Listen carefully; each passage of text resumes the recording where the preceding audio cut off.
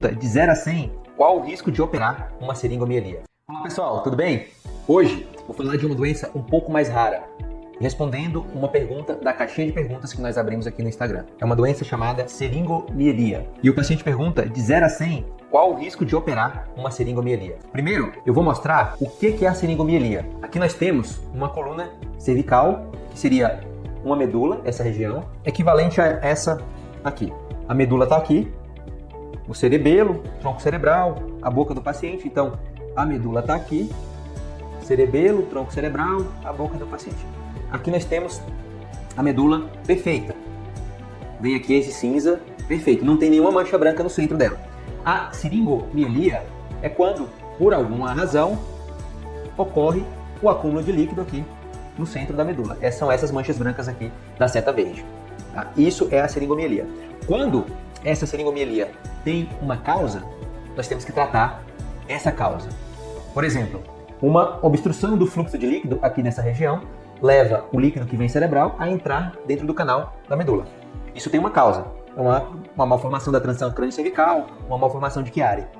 Outra causa pode ser, por exemplo, um tumor. Um tumor pode obstruir a passagem de líquido dentro da medula. Todo mundo tem um canal bem fino. Um tumor pode obstruir essa passagem de líquido, essa comunicação de líquido, e o paciente ter uma dilatação ali desse líquido. Ou pacientes que tiveram um trauma na medula, tiveram uma fratura grave da coluna e a medula foi seccionada. E ali formam-se aderências e os pacientes podem formar uma seringomiyelia também naquela região. A primeira coisa da seringomiyelia é tentar identificar a causa. Às vezes nós temos uma seringomiyelia chamada idiopática. O que isso significa? Que ela não tem uma causa conhecida.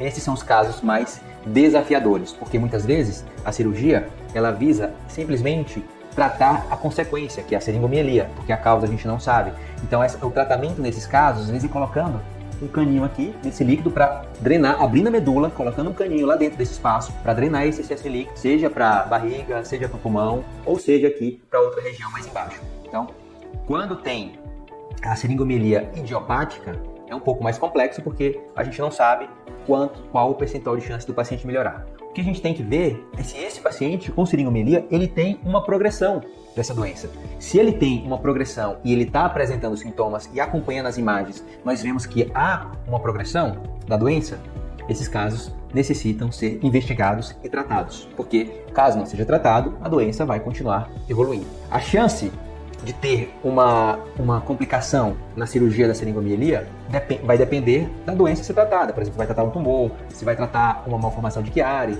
se vai tratar uma seringomiyelia idiopática, todas essas situações elas vão ter riscos diferentes. O maior risco de tratar uma seringomiyelia é o risco dela retornar, caso, principalmente numa seringomiyelia idiopática. Se você vai colocar o caninho aqui, ele pode obstruir, seja lá porque a medula colabou e ele fechou, criou aderência em volta do tubo que drenaria, ou porque ele obstrui na parte distal dele, forma algum tipo de fibrose e pode obstruir. Outras complicações que podem ocorrer são infecção e vazamento de líquido, porque você tem que abrir o saco que contém os nervos, a medula. Esse saco ele é cheio de líquido e depois você tem que fechar esse saco.